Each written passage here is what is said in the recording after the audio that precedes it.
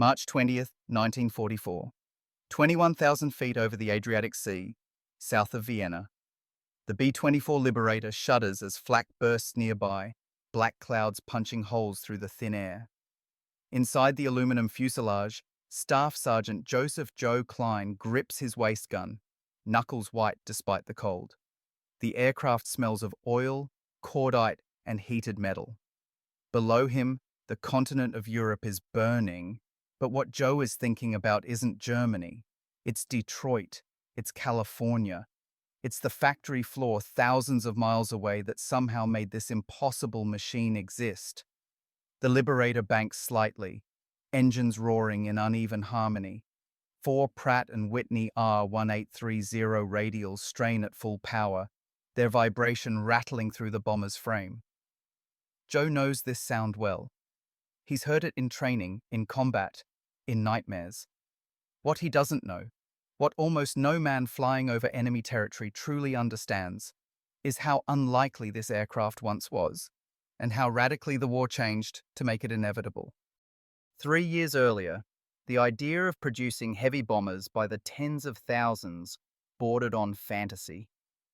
In 1940, the United States Army Air Corps had fewer than 3,000 combat aircraft, many already obsolete. Germany had overrun Poland, shattered France, and forced Britain to fight alone. The Axis powers believed industrial war favored the old masters of Europe. America, they assumed, was slow, divided, untested. They did not understand aluminum. Back in 1941, at Consolidated Aircraft's plant in San Diego, a young production engineer named Elizabeth Betty McLean stands on a raised platform, clipboard in hand. The factory floor stretches endlessly beneath her, rows of unfinished fuselages gleaming dully under industrial lights. The B-24 design itself is radical. A high-aspect Davis wing for longer range, tricycle landing gear, and a boxy fuselage that technicians privately call the flying coffin. It is complex, temperamental, and desperately needed. Orders are already flooding in. Britain wants them. The US Army wants them faster. Washington wants them yesterday. Betty watches as workers, many of them women, many of them new, learn tasks that once took years to master. Riveting teams move in choreographed rhythm. Aluminum sheets arrive by rail in quantities never seen before. Every mistake costs time. Every delay costs lives, even if no one says it aloud. Then comes Pearl Harbor. Overnight, the factory stops being a workplace and becomes a weapon. Shifts run around the clock. Lights never go dark. New plants rise seemingly out of nothing. Willow Run in Michigan, a mile-long assembly line built by Ford that will eventually produce a Liberator every 63 minutes. The numbers sound absurd. They are real. Joe Klein doesn't know Betty McLean. He doesn't know the names of the men who rolled the aluminum, or the women who wired the bomb bays, or the engineers who redesigned parts so they could be built faster instead of better. But as flak rocks his aircraft and the intercom crackles with shouted bearings, he is flying inside their work. Their decisions are keeping him alive, at least for now. Far below, the bombs fall. Somewhere else, another factory whistle blows. The Liberator steadies after the flak burst, engines settling into a strained rhythm as the formation presses onward. Joe exhales slowly, unaware that the real battle began years earlier, far from this sky, when American industry decided to fight the war as a problem of speed. In early 1942, Willow Run, Michigan, is still half mud and scaffolding when Charles Sorensen, Henry Ford's ruthless production chief, walks the length of the unfinished plant. He imagines bombers moving the way Model Ts once did, nose to tail, station to station, never stopping. Traditional aircraft men scoff at the idea. Airplanes, they argue, are not cars. They require hand-fitting, craftsmanship, patience. Sorensen does not disagree. He simply doesn't care. The war, he knows, will not be won by perfect machines, but by enough machines arriving in time. At first, chaos reigns. Parts don't fit, drawings change weekly. Workers, farm boys, former clerks, housewives, are handed rivet guns and blueprints they barely understand. A B-24 has over 1 million individual parts, and each one must arrive at the correct station at the correct minute. When something goes wrong, the entire line backs up, aluminum skeletons frozen in place like stranded whales. Washington grows nervous. The Army Air Forces demand results. Then, slowly, brutally, the system adapts. Engineers redesign components to be interchangeable. Sub-assemblies are standardized. Training films replace apprenticeships. What once took months begins to take weeks, then days. By late 1943, Willow Run is producing Liberators at a rate that defies belief. One bomber every hour. Outside, the parking lots stretch farther than the eye can see. Inside, the noise is constant. The hammering of rivets, the whine of drills, the shouted counts of foremen racing the clock. Somewhere on the line, a woman tightens the bolts on a bomb rack she will never see loaded. Somewhere else, a teenage inspector signs off on a wing section bound for North Africa. None of them will ever meet Joe Klein, but they are connected all the same. In Germany, intelligence officers study reconnaissance photos and cannot understand what they are seeing. Factories bombed 1 month are replaced the next. Aircraft losses that should cripple an air force are absorbed without pause. The Reich built weapons with skill and scarcity. America builds them with repetition and excess. This is the turning point the Axis never planned for. Not a secret weapon, not a brilliant general, but a system that converts raw aluminum into flying machines faster than they can be destroyed. As Joe's B-24 crosses the target line and the bomb bay doors open with a metallic howl, the war below looks like fire and smoke. The war that made this possible looks like conveyor belts, clipboards and clocks measuring minutes instead of miles. The bomb bay doors snap shut as the Liberator banks away, the sudden lift pressing Joe back into his harness. But the metal skin around him tells a longer story, one that begins not in the air, but deep inside mines and smelters thousands of miles away. In 1941, aluminum is still a strategic gamble. Aircraft designers want it, but civilian industry competes for it, and America has never needed it in such volume. That changes almost overnight. At Alcoa, plants in Tennessee and Washington state, furnaces burn day and night, fed by hydroelectric dams hastily expanded for a war no one can yet see clearly. Bauxite ore arrives by rail in endless strings of freight cars, red dust coating the boots of men who work double shifts without complaint. Each ingot is stamped, logged, and rushed onward, its destination already assigned: wings in San Diego, fuselages in Michigan, control surfaces in Fort Worth. There is no stockpiling anymore. This is flow, constant and unforgiving. If one link fails, the sky goes empty months later. The War Production Board learns this the hard way in early 1942, when shortages ripple through the system and bomber schedules slip. The response is merciless. Civilian aluminum use is slashed. Kitchenware disappears from stores. Window frames are rationed. Even toothpaste tubes are redesigned to save metal. The message is clear. Everything that can fly must fly. In the factories, weight becomes obsession. Engineers shave ounces from brackets, redesign bulkheads, argue over alloys that can survive flak without slowing production. A new grade of aluminum alloy, stronger, easier to machine, moves from blueprint to assembly line in weeks, not years. The pace would terrify pre-war designers. It barely registers now.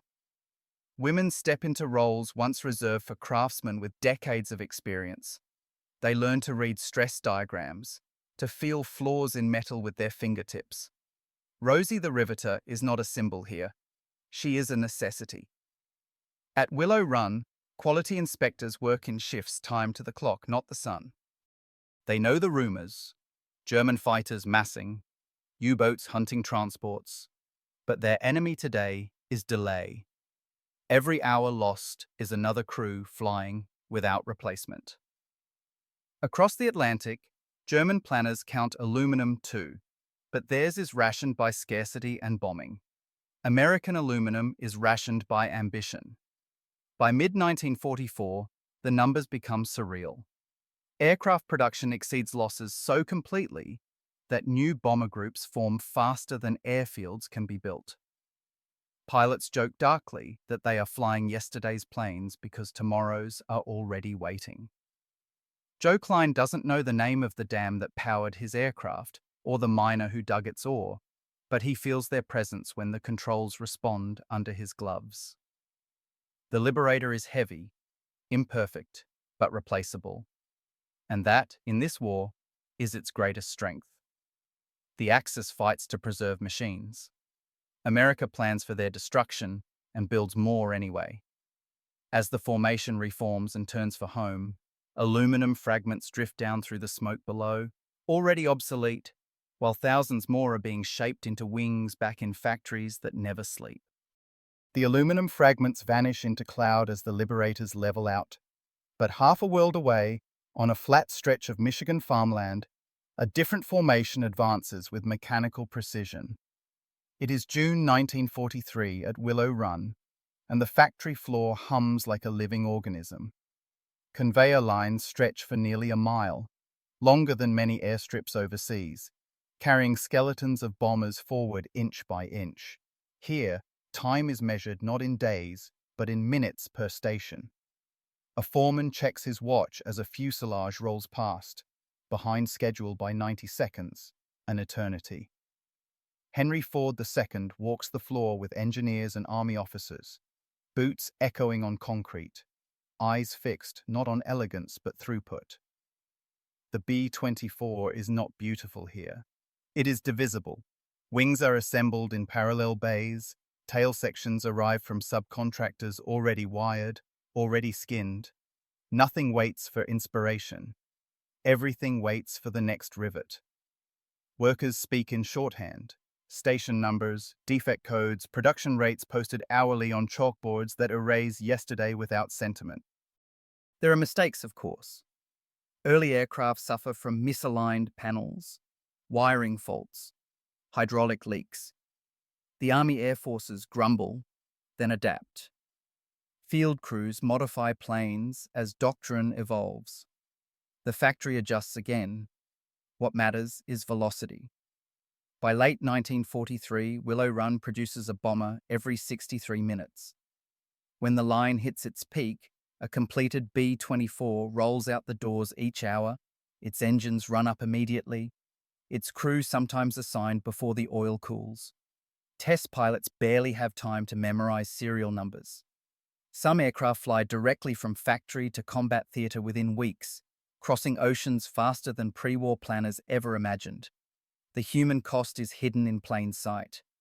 12-hour shifts blur into each other. Accidents happen when fatigue wins, crushed fingers, falls from scaffolding, the sudden silence of a line stopped by injury. But the line always restarts. There is no pause button in total war.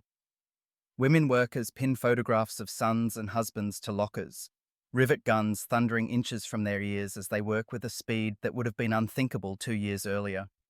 Army inspectors argue over tolerances, while knowing that rejecting a plane may ground a squadron months later. Standards bend without breaking. Outside, rail spurs carry completed sections away, while trucks arrive with more aluminum, more engines, more people. The scale overwhelms visiting British officers, accustomed to precision workshops and limited runs. One reportedly mutters that this is not a factory but a weapon in itself.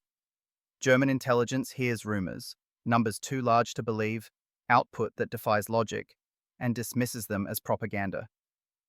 Inside Willow Run, no one debates numbers. They watch them climb. Charts on walls show curves arcing upward, production lines crossing targets set only weeks before. The war has become arithmetic. If the Allies can lose aircraft faster than factories can replace them, the strategy fails. But here, the math favours America. As another Liberator noses into daylight, its tires squealing briefly on concrete, a crew chief salutes out of habit. Somewhere over Europe, Joe Klein will soon see another box of bombers sliding into formation and wonder when they all arrived. He will never know that the answer lies here, on a line that never stops moving, turning raw metal into inevitability. As the newest Liberator lifts off from Willow Run and vanishes eastward, the factory line behind it barely notices the absence, already feeding another aircraft into the daylight. But airplanes alone do not fight wars. In 1943, the United States faces a second equally daunting task: creating tens of thousands of men capable of flying, maintaining, and surviving in these machines. Across the country, airfields multiply as fast as the bombers themselves. In Texas, Kansas, Arizona, and Florida, flatland becomes runways overnight. Cadets march under unforgiving suns, learning that the bomber war will be won by crews, not heroes. At Biggs Field in El Paso, pilots practice heavy takeoffs until their arms ache, while navigators memorize dead reckoning tables and celestial fixes that must work when radios fail. Gunners learn to track targets that move too fast to see clearly, firing at toed sleeves until their shoulders bruise. None of it feels sufficient. Instructors rush syllabi forward, pressured by production schedules they cannot control. A new B-24, rolling off the line, demands a crew, and the war will not wait for perfection. Maintenance crews face their own baptism. The Liberator is powerful but unforgiving. Its twin vertical stabilizers unfamiliar. Its tricycle landing gear still novel to many mechanics. Engines overheat. Turbos fail. Hydraulics leak.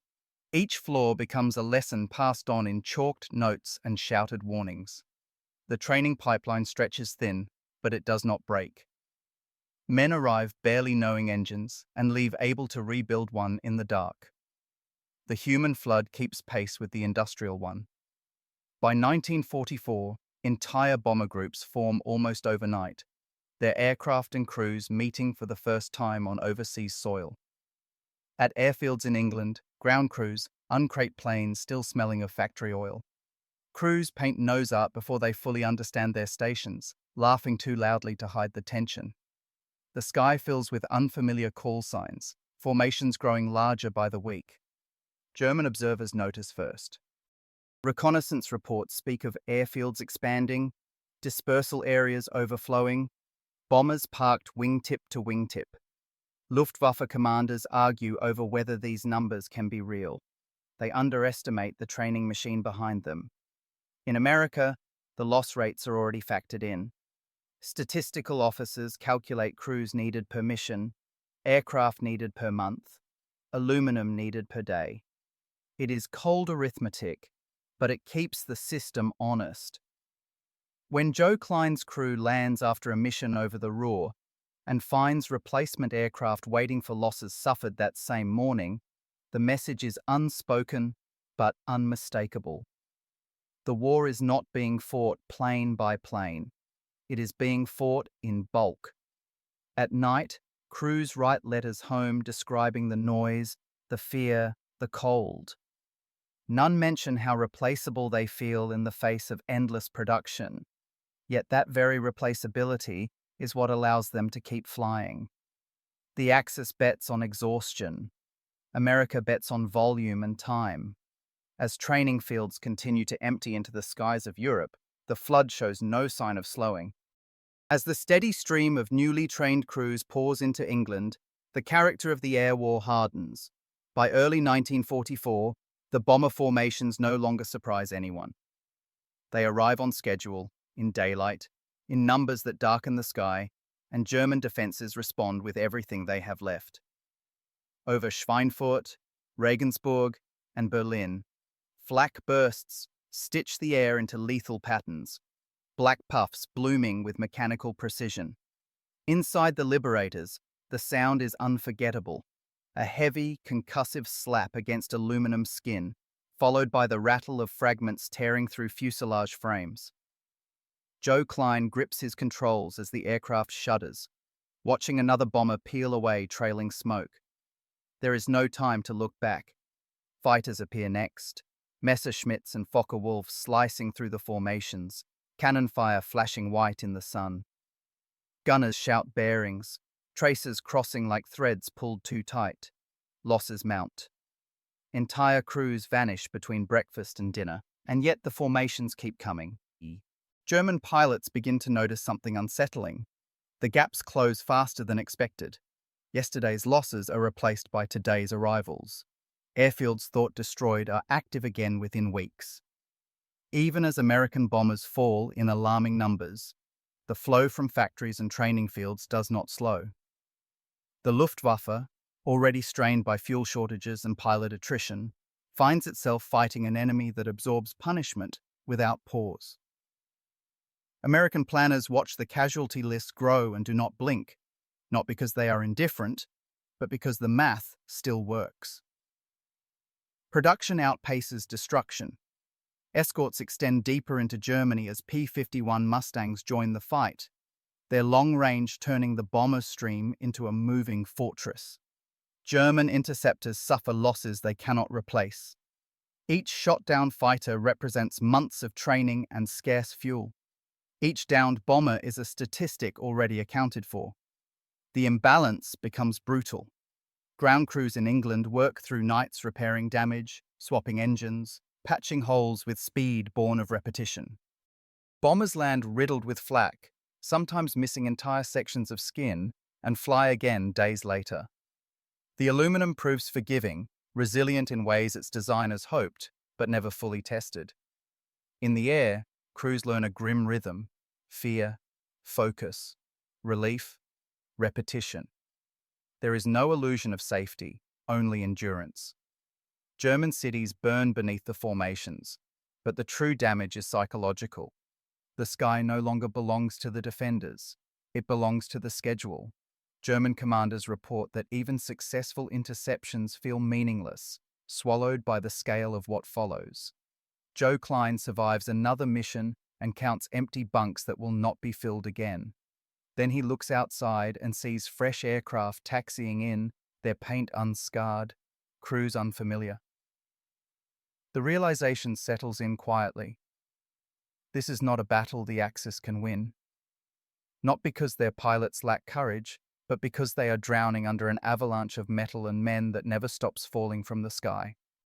As Joe Klein's Liberator settles back onto the pierced steel runway, engines coughing into silence, the airfield is already alive with preparation for the next mission.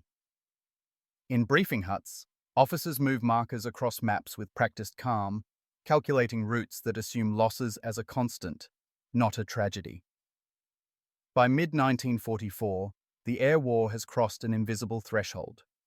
Strategy is no longer built around whether bombers will reach their targets, but how many will. The American bomber force has become an equation: sorties multiplied by tonnage, adjusted for attrition, projected weeks into the future. German intelligence finally grasps the scale too late.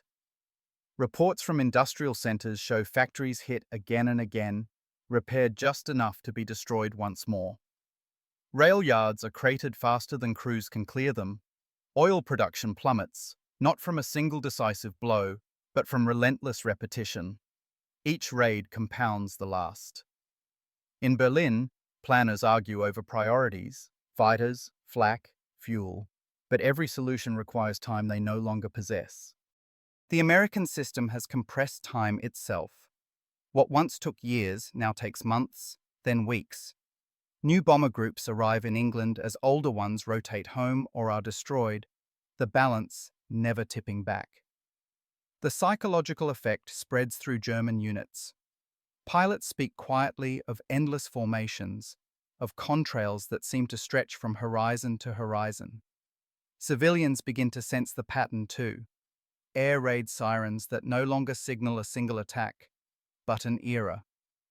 For the men flying the missions, the change is subtle but profound. Briefings feel routine even as danger increases.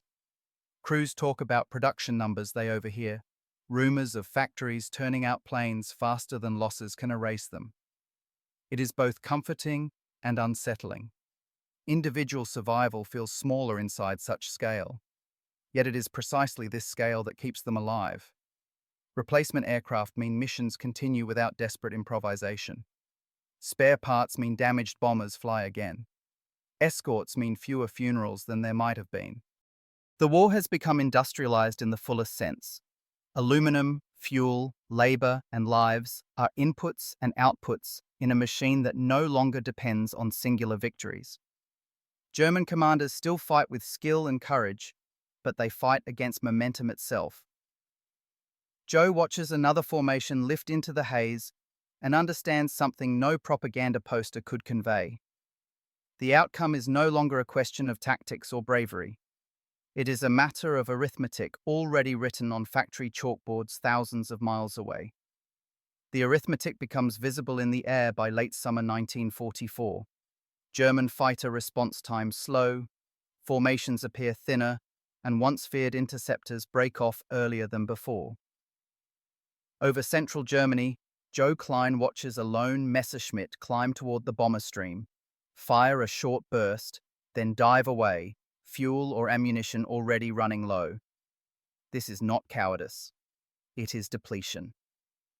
The Luftwaffe's veteran pilots are gone, replaced by teenagers with hours measured in dozens rather than hundreds. Fuel shortages limit training.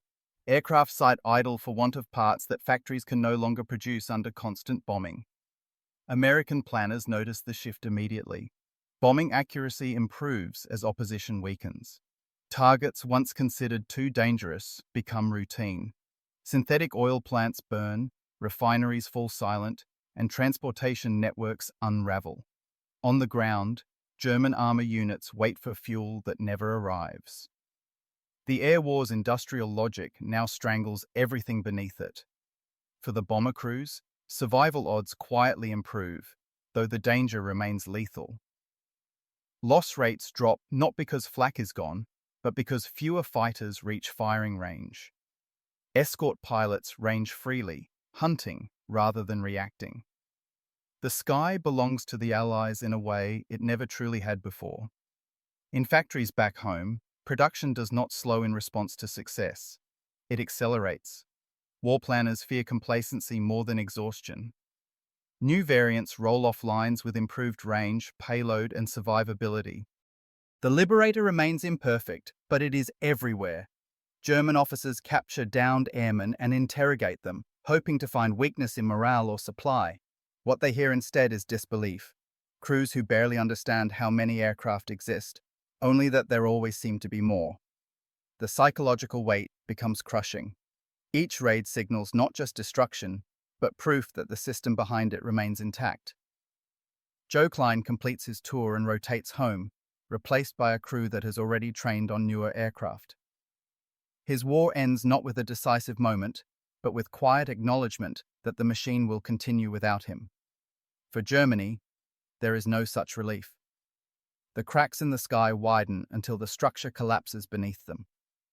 By early 1945, the air over Europe carries a different sound. Not the frantic clash of equal forces, but the steady crushing presence of inevitability. German air defenses still fire, still kill, but they no longer shape events. Bombers arrive regardless of weather, regardless of losses, regardless of the day's outcome.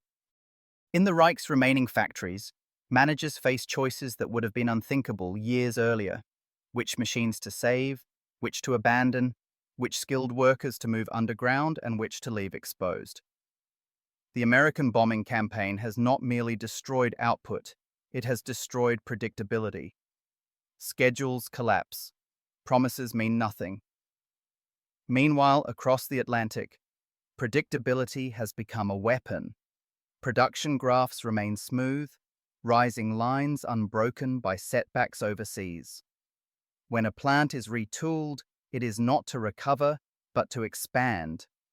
The sheer confidence embedded in the system terrifies Axis planners more than any single raid. Prisoners of war remark on it first, the casual certainty of American airmen who assume replacements will come, that losses will be absorbed. It feels unnatural to men raised on scarcity. For crews still flying, fear remains personal and immediate. but the war around them has grown abstract, almost impersonal. Missions are flown because the plan demands it, not because victory hangs on that day. German commanders sense the shift too. There is no counterstroke left, no reserve waiting to be unveiled. The sky itself has become hostile terrain, dominated by an enemy that treats aircraft as consumables rather than treasures.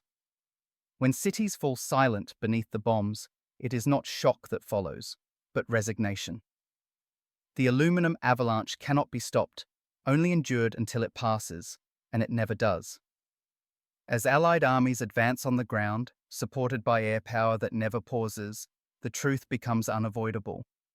The Axis is not losing to better pilots or smarter tactics alone.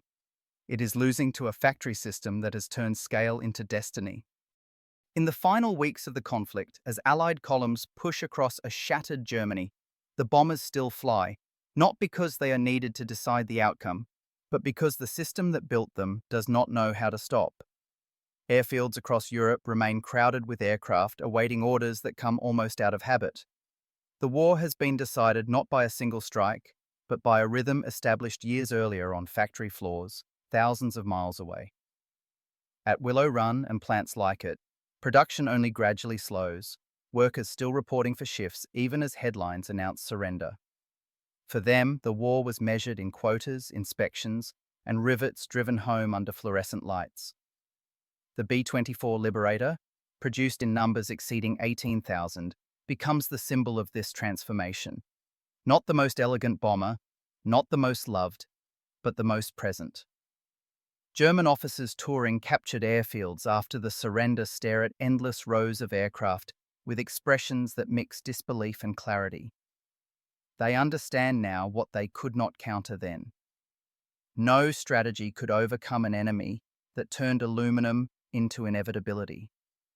For the men who flew and built these machines, the realization comes quietly. Joe Klein, back home, reads about the war's end and thinks not of the missions, but of the noise, the engines, the factories, the constant motion that defined those years. The factory did not fire a shot, yet it reshaped the sky, the ground, and the outcome of the war itself. When historians later ask how the Axis was overwhelmed, the answer lies not in a single battle, but in an assembly line that refused to stop moving.